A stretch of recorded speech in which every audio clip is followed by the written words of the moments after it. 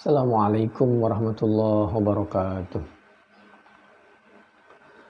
A'udzubillahi minasyaitonirrajim. Bismillahirrahmanirrahim. Alhamdulillahirabbil alamin. Wassalatu wassalamu ala asyrafil anbiya'i wal mursalin wa ala alihi washabihi ajmain.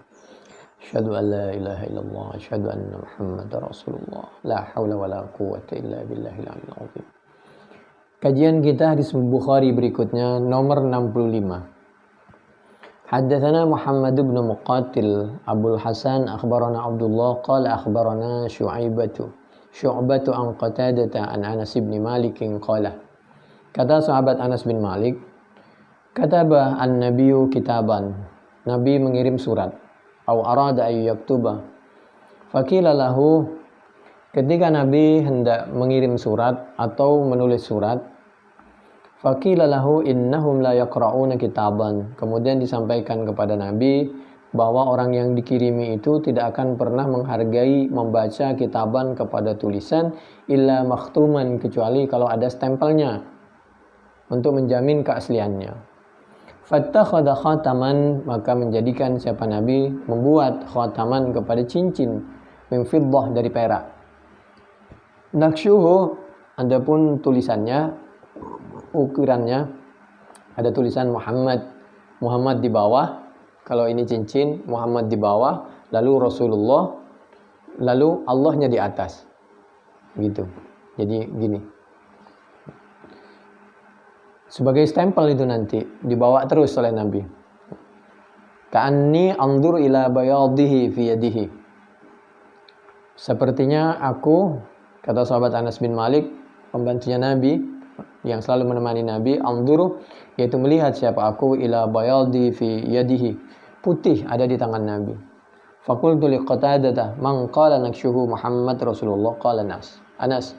Ketika ditanya, Syu'bah bertanya kepada Qatadah, siapa yang mengatakan bahwa tulisannya itu Muhammad Rasulullah? Dijawab oleh Qatadah, sahabat Anas yang menjawab. Jadi umat Islam dari zaman dulu diajari untuk tertib administrasi. Kalau apa-apa dicatatkan dan harus betul-betul dalam keadaan resmi, ada hitam putih. Kalau sekarang kan bisa pakai HP. Apa-apa kwitansi kejadian apa itu harus diabadikan supaya autentik. Ada hitam putih, ada bukti tertulisnya, kalau perlu ada rekamannya.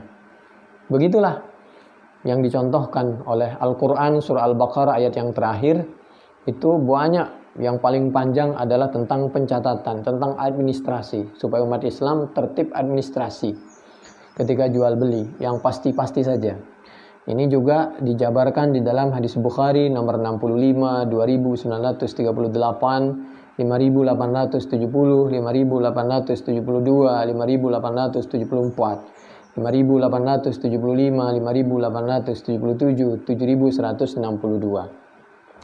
Bagaimana kalau kita mau pakai cincin? Boleh apa tidak?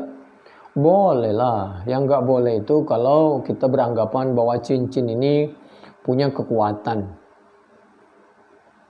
berlebih-lebihan. Kalau cuma untuk perhiasan nggak ada masalah. Yang penting kalau laki-laki bukan emas kan. Allah menyampaikan, a'udzubillahi minasyaitonirrajim, bismillahirrahmanirrahim.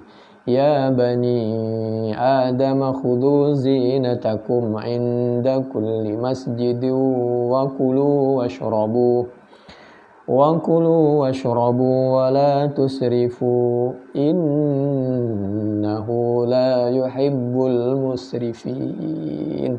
Al-A'raf ayat 31. Boleh. Apalagi kalau mau pergi ke masjid, boleh pakai cincin. Kalau kira-kira cincinnya tidak mengganggu orang kanan kirinya, kekhusyuan sholat, dan tidak mengganggu konsentrasi kita. Boleh pakai baju yang bagus kalau ke masjid, sandal yang bagus, cuma ditaruh tempat supaya nggak hilang, titipin. Pakai mobil yang bagus. Jangan ketika saya sholat pakai baju yang gembel. Begitu mau kondangan bajunya bagus. Itu mah aturan yang enggak saja. Di rumah pakaiannya jorok. Kalau di luar pakaiannya bagus. Ya akhirnya rumah tangganya begitulah. Allah pun menyampaikan, a'udzubillahi minasyaitonirrajim, bismillahirrahmanirrahim. Qad aflahal mu'minun alladzina hum fi salatihim khashi'un walladzina hum 'anil lagwi mu'ridun. Hubungkan dengan Al-Qur'an surah Al-Mu'minun ayat 1 dan 3. An Ibnu Umar radhiyallahu anhuma anna Rasulullah sallallahu alaihi wasallam ittakhadha khataman min dhahab aw fiddah wa ja'ala fassahu mimma yali kaffahu.